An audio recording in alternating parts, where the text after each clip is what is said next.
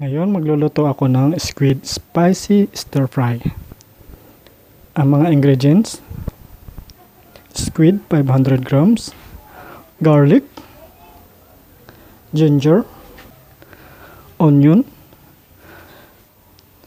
chili flakes, soy sauce, and spring onion. At yung ating ketchup. Ang una natin gagawin, mamarinate natin yung ating squid. Ngayon magsisimula na tayong magmarinate.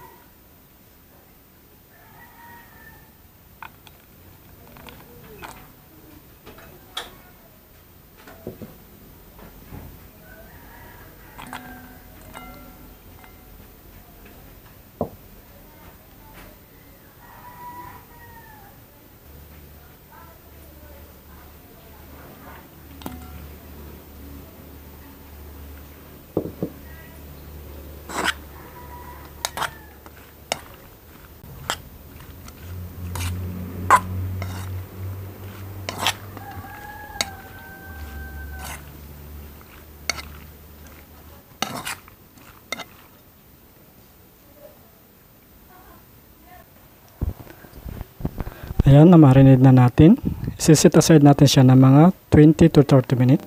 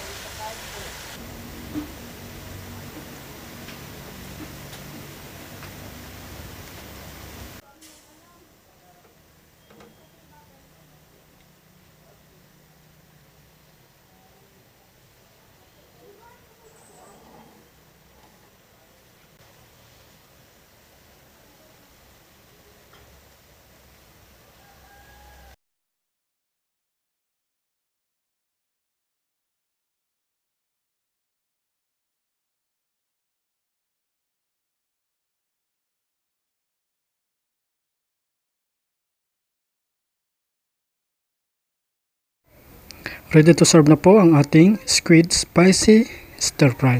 Maraming salamat po.